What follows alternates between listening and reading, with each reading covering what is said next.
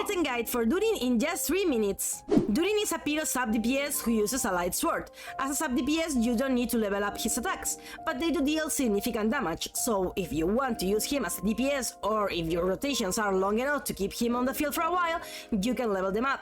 His elemental skill is a bit complicated, so pay attention, as it's also related to his burst. When you use it, you enter a transmutation stage, which unlocks 2 options: using the elemental skill again or using a basic attack. If you use the elemental skill again, you'll enter the Principle of Purity state, which deals constant pyro damage in an area and lasts for 30 seconds. If instead you use the elemental skill and then use a basic attack, you'll deal damage in front of you and enter the Principle of Darkness state, which also lasts 30 seconds. The most important part of his kit is his burst.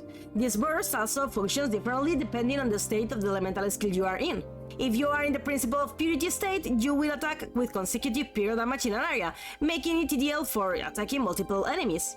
If you are in the Principle of Darkness state, you will damage one enemy and then continue launching small pyro missiles that attack the same enemy, making it better for single target attacks. If you haven't used your elemental skill before, your burst will be the one on the Principle of Purity state by default. His fire passive also changes depending on your state.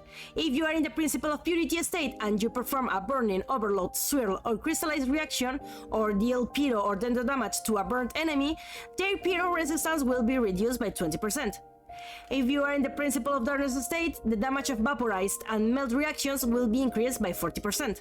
His second passive increases the damage of Durin's burst based on his attack, so to maximize the effect of this talent, Durin should have at least 2500 attack. The best 5-star weapons for Durin are the Asame Artist, the Freedom Sworn, the Primordial Jade Cutter, and the Mist-Splitter Reforged.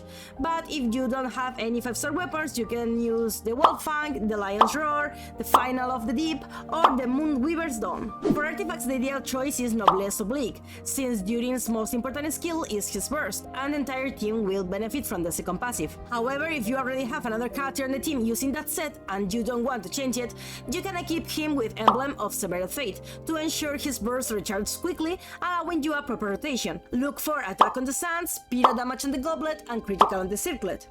For stats, focus on attack, elemental mastery, and critical. Durin is quite versatile in terms of team composition due to his passives. You can have him on an overload team using Arlequin or Huta as the main DPS, or taking advantage of the Rent buffs, you can use Klee or Razor. For sub BS or support in this case, you could use Fischl, Bennett, or Chabrus. You can also swap the main DPS for Dendro and or Hydro. In this case, you could use Venti, Kinnick, Wanderer, Xiao, or Nubilet.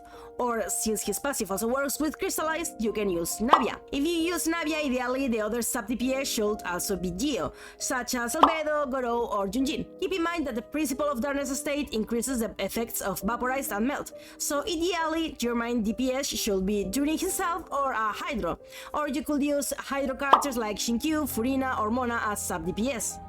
Alternatively, you could use Cryo characters like Wrathoslay or Titrali. As for constellations, the one that most significantly changed the game for Durin is his C1, as it increases the damage of the active character while in the Principle of Purity state, or the damage of the burst while in the Principle of Darkness stage.